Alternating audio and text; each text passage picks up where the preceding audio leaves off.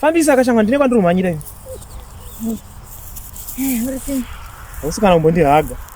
Aturi sei. Hora yako. Pangane ngasi wangu kamwana wacho ndozoziya. Ne good news ne bad news. Kwandiri? Bad news kwandiri?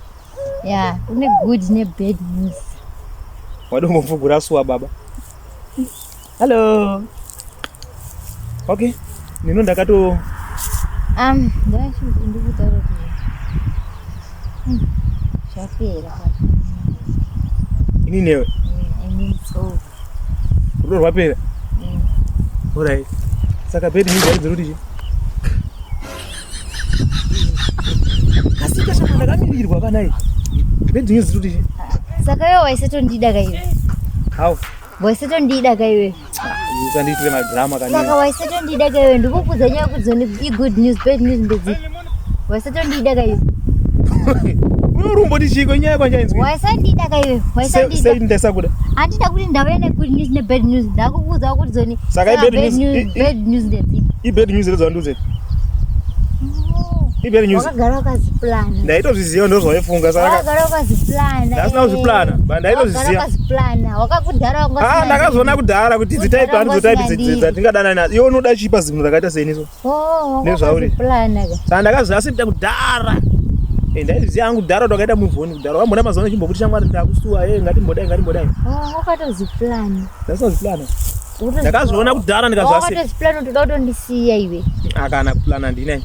But apa yake nyaya dzake ndiwo apina nakana day wata ndakambokudza kuti ndine but now yauya naye yako haisi kana bad news good enda shit because kone zvinezvi enda kudhara ngosina ndini ini zvando wachimvana kone chimwana ichi ndana kufamba nepombi mazoma ako chindoona ende ucharorwa nemadhara kana vabarika kuti ndiani jari ngade kurora zvinhu zvakabvanza ndorobvanza rikazvariswa riri kumba rinoita mimba riri pamba kana kusafana ini ndotodana nemwe mhandara futi Sorry to zakanditarisa kunge chikidzi chasura pane vanhu.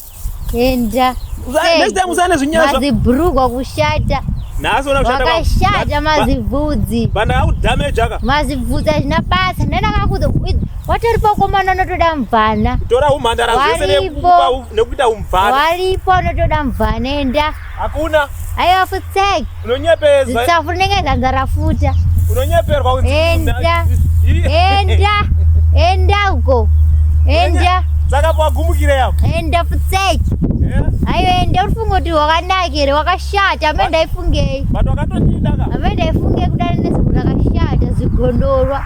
Vanhu vakatondidaka. Enda aiwa futseki. Uri miedzere. Aienda wakashata. Vanhu vakatondida. Kushata amene ndaifungei. Mangwana nenda neumwe. Aiwa enda. Aripo. Uchanowana nekakashata uchanowana ana maguju. Ndine yellow bone. Haya futsekenda. Mazipanda. Yango kantuka. Enda mazipanda. Akwakanaka. Aiwa brugwa rinosingachinjwi. Magara nenge chisharo chebasket. Futseki. Tichiguno rinenge tehuku. Mazamu anenge maguyo.